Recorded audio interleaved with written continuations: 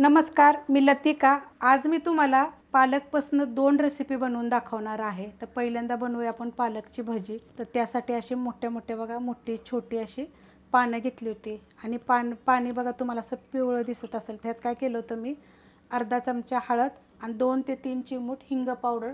2 तास झालं बघा ही पानं स्वच्छ धुवून मी ह्याच्यात ठेवली होती। कधी पण असं पालकची बनवली की नाही तर अशा पद्धतीत बघा ठेवायची, बघा अशा पद्धतीत पाणी।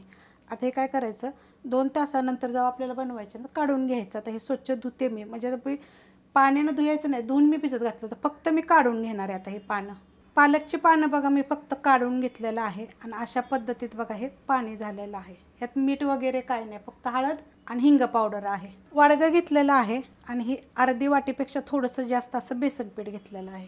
त्यात टाकायचं फक्त 1 चमचा तांदळाचं पीठ। आता ह्यात तुम्हाला सांगते, तांदळाचं पीठ जरी तुम्ही नाही टाकलं तरी पण चालू शकते। ह्यात टाकायचं आपल्याला थोडीशी हळद आणि एकदम चवीप्रमाणे मीठ। आता तुम्हाला जर आवडत असेल तर तुम्ही ह्याच्यामध्ये मिरची पावडर टाका किंवा हिरवी मिरची, लसूण, आलं असं बारीक एकदम पेस्ट करून कुटून जरी टाकलं तरी पण चालेल। मी फक्त ह्याच पद्धतीने बनवणार आहे। थोडेसे सफेद तीळ जरी तुम्ही टाकले तरी चालेल। आता ह्याच्यामध्ये टाकायचं आपल्याला थोडं पाणी, एकदम जास्त असं पाणी टाकायचं नाही आणि जेवढं होता होईल हातानं ना आपल्याला हे फेटून घ्यायचं आहे। 5 ते 7 मिनिट झाले बघा, मी एकसारखं असं हलक्या हातानं असं फेटून घेतलेलं आहे। अशा पद्धतीमध्ये फेटून घ्यायचं, जेवढं होता होईल तेवढं असं हलका हात चालवून असं बघा असं फेटायचं। आता जर ही हळद नसती ना टाकली तर तुम्हाला कळालं असतं, जेव्हा आपण फेटतो ना तेव्हा त्याचा कलर चेंज होतो आणि पीठ एकदम हलकं होतं आणि जे आपण भजी म्हणा काय बनवतो ना ते चविष्ट बनतात। त्यासाठी असं फेटून घ्यायचं। मस्त असं बघा फेटून झालेलं आहे। आता आपण बनवायला घेऊया बघा, अशा पद्धतीमध्ये पीठ झालेलं आहे। आता काय करायचं, असं पालकचं पान घ्यायचं बघा अशा पद्धतीमध्ये,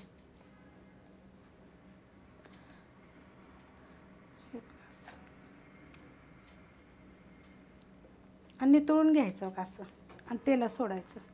तेल बघा चांगलं गरम करत ठेवलेलं आहे। हे बघा हे असं पीठ सगळं पडलं पाहिजे, त्याला पीठ कमीच राहिलं पाहिजे हे लक्षात ठेवायचं कधी पण। आणि असं सोडून द्यायचं आणि ह्याला तेल गरम पाहिजे बरं का, कडक गरम पाहिजे, मीडियम वगैरे काय नाही, कडक गरम तेल पाहिजे, कारण हे आपल्याला करायचे एकदम क्रिस्पी। आता कढई कशी आपली खालची बाजूला जरा थोडीशी खोलगट आहे ना, बारीक आहे, त्यामुळं मी तुम्हाला एकच सोडून दाखवलेलं आहे। आपण ह्याला चांगलं फ्राय करून घेऊया, पलटी करून घेऊया। हे बघा असा कलर आला पाहिजे बरं का। आता खूप जणांचे असे कमेंट असतात की जर तांदळाचं पीठ जर टाकलं तर मग कुरकुरीतच होतात। न तांदळाचं पीठ टाकता सुद्धा तुम्ही जर चांगलं फेटून घेतलं ना तरी पण छान असे कुरकुरीत होतात। असे गोल्डन कलरवर आपल्याला करायचे आहेत बरं का, एकदम कडक कुरकुरीत करायचे आहेत। आणि फास्ट गॅसवर केलं तर ही साईड बघा अजून हे अजून थोडंसं झालं पाहिजे। बघूया आता खालची बाजू झाली का, मस्त झाली बघा। आता हे काढून घेते आणि तेलकट वगैरे काही होत नाहीत, कारण की आपण ह्याच्यामध्ये नाही सोडा टाकला ना काय टाकलेलं, फक्त मीठ आणि हळद।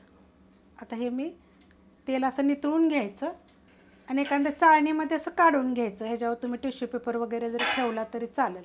आता अशा पद्धतीने मी पहिले करून घेते आणि नंतर मी तुम्हाला लगेच दुसरी एकदम मस्त रेसिपी बनवून दाखवते। मस्त बघा असे फ्राय करून घेतलेले आहेत, एकदम कुरकुरीत कडक एकदम, आणि तेलकट वगैरे काही होत नाही ते। आणि तेवढ्या पिठामध्ये माझे 10 ते 12 झालेले आहेत आणि सगळे मोठ्या आकाराचे आहेत, एक पण छोट्या आकाराचं नाही आहे। आता तुम्हाला ह्याचंच मी चाट बनवून दाखवते। प्लेट घेतलेली आहे आणि बघा किती कडक आहे, एकदम कुरकुरीत होतात बरं का।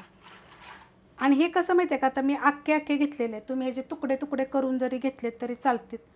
कमीत कमी 3 ते 4 तास असे जे फुगलेले आहेत का नाही टमटमीत तसेचे तसे राहतात।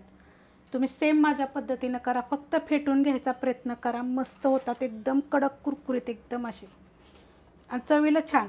कसं आहे माहिती आहे का, घरामध्ये प्रयत्न करायचा की आपल्या मुलांना काहीतरी वेगवेगळं करून द्यायचं। मी तुम्हाला खूप रेसिपी दाखवते। दही बघा अशा पद्धतीत मी फेटून घेतलेलं आहे। दही कसं लावायचं ह्याची रेसिपी पण मी अपलोड केलेली आहे। दही टाकून घ्यायचं असं, तुम्हाला पाहिजे तुम्ही ह्याच्यामध्ये कांदा, कोथिंबीर हे सगळं पण तुम्ही टाकू शकता, मस्त लागतं बरं का। एकदा करून जरूर खाऊन मला कमेंट करा की अशा पद्धतीत झालेलं आहे। आता ह्याच्यावर ही हिरवी चटणी पुदिन्याची ह्याची रेसिपी पण आपल्या चॅनलवर अपलोड केलेली आहे।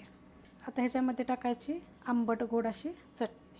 आता ह्याच्यावर मी टाकणार आहे एकदम थोडंसं काळं मीठ, जास्त नाही टाकायचं, एकदम थोडंसं टाकायचं। ह्याच्यावर टाकायचा चाट मसाला, ह्याची पण रेसिपी मी अपलोड केलेली आहे. चाट मसाला टाकायचा, त्याच्यामुळे काळं मीठ थोडंसं कमी टाकायचे. आता ह्याच्यावर आपल्याला थोडंसं साधं मीठ पण टाकायचं आहे.